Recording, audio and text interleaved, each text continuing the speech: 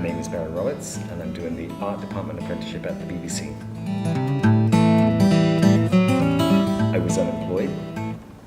I'm working within the digital media, doing website design, graphic design, and basically interning where I could just to keep the skills current.